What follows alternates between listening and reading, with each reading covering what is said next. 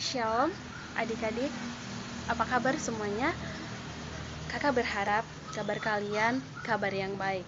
Karena puji Tuhan sampai hari ini kabar kakak juga kabar yang baik. Adik-adik, ada enggak ya yang rindu sama kakak? Karena kakak benar-benar sudah rindu dengan kalian. Karena kita sudah hampir lebih 2 bulan kita nggak pernah jumpa lagi, ibadah bersama, bermain bersama, nyanyi bersama. Tapi adik-adik, mari kita berdoa supaya semuanya cepat selesai, semuanya cepat berlalu agar kita bisa kembali berkumpul, memuji Tuhan, bernyanyi bersama-sama, bermain bersama-sama di keluarga AGL. Adik-adik, hari ini kakak mau cerita sedikit tentang firman Tuhan. Tetapi sebelum kakak cerita, kita berdoa dulu. Ayo kita lipat tangan, tutup mata, kita berdoa. Terima kasih Tuhan Yesus, kami kembali bersyukur Tuhan buat hari ini Tuhan Yesus. Sebentar Tuhan kami akan mendengarkan firman-Mu. Kiranya Tuhan ada Roh Kudus yang menolong kami, memberkati kami. Kami serahkan Tuhan hidup kami, hidup anak-anak sekolah minggu kami Tuhan hanya ke dalam tangan-Mu. Di dalam nama Tuhan Yesus kami berdoa dan bersyukur. Amin. Oke adik-adik, cerita hari ini yang kakak bawakan adalah tentang Daniel di Goa Singa. Adik-adik sebelumnya sudah pernah nggak ya dengar cerita Daniel di Goa Singa? Pasti sudah pernah. Tetapi kalau kita sudah pernah dengar cerita tentang Daniel, apakah kita tidak boleh mendengarnya kembali lagi? Tentu dong, kita harus dengar kembali lagi supaya kita mengingat kembali cerita ini dan kita bisa melihat bagaimana Tuhan menyertai Daniel di dalam Goa Singa ya. Daniel adalah seorang pejabat tinggi di salah satu kerajaan Median yang nama rajanya adalah Darius. Daniel menjadi seorang pejabat tinggi karena Raja Darius memilihnya karena memang Daniel adalah orang yang setia, yang tekun, yang baik, yang taat. Dan Daniel memiliki teman-teman yang cemburuan kepada Daniel karena Daniel adalah orang yang baik. Lalu teman-teman Daniel ini mencari kesalahan Daniel. Tetapi teman-teman Daniel tidak menemukan sedikit pun kesalahan Daniel. Teman-teman itu berpikir, apa yang harus kita lakukan supaya Daniel dijatuhkan hukuman? Lalu mereka berpikir, kita akan memberikan surat kepada Raja Darius agar Raja Darius membuat sesuatu perintah atau peraturan yang baru, yaitu selama 30 hari tidak boleh berdoa kepada Tuhan kecuali menyembah Raja Darius. Lalu Raja Darius menyetujui peraturan tersebut.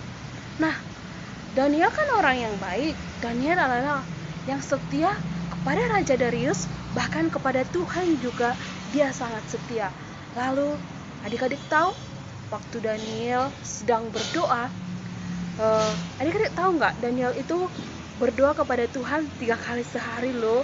Nah, waktu Daniel sedang berdoa kepada Tuhan, teman-teman Daniel itu menjebak Daniel dan menangkap Daniel dan memberikannya kepada Raja Darius. Nah, yang namanya peraturan kan harus dijalankan.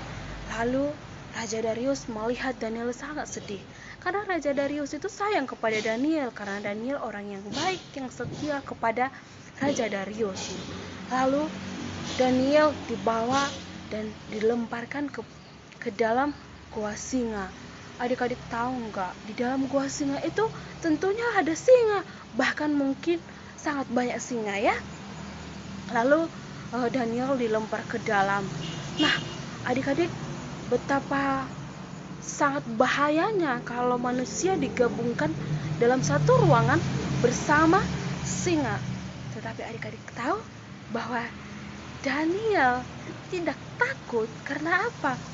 Daniel percaya bahwa di saat Daniel sedang dalam masalah, bahwa Daniel sedang diperhadapkan dengan salah satu hukuman, Daniel percaya Tuhan akan mengirimkan malaikatnya untuk melindungi Daniel. Nah, dan memang itu yang terjadi adik-adik. Daniel tidak disentuh sedikit pun oleh singanya. Luar biasa nggak sih adik-adik? Nah, tiba hari esoknya, Raja Darius penasaran, apakah Daniel ini sudah mati atau belum. Lalu Raja Darius memanggil, Daniel. Lalu adik-adik tahu, Daniel menjawab, ya Raja Darius. Dia berkata, apakah engkau masih hidup? Ya Raja, aku masih hidup. Wah, sangat luar biasa nggak sih adik-adik? Sangat luar biasa. Nah adik-adik, kita bisa sangat banyak belajar ya. Adik-adik mungkin saat ini dengan keadaan saat ini sangat menakutkan sekali ya.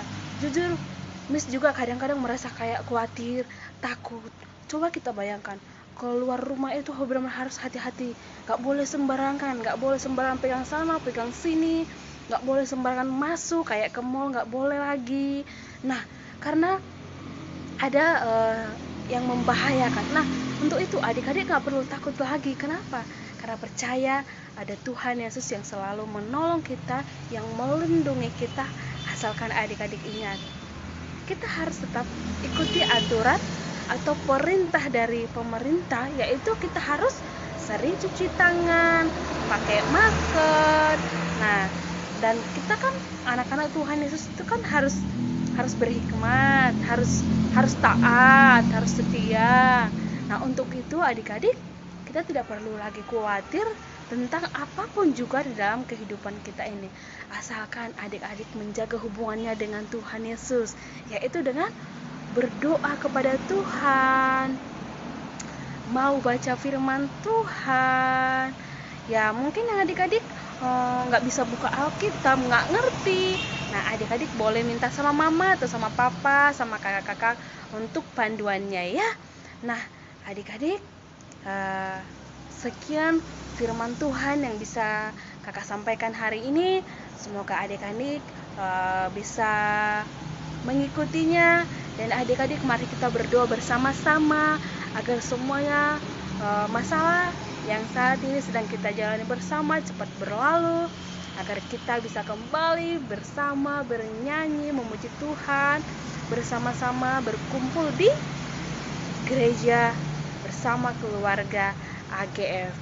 Oke adik, sekian firman Tuhan yang bisa kakak sampaikan.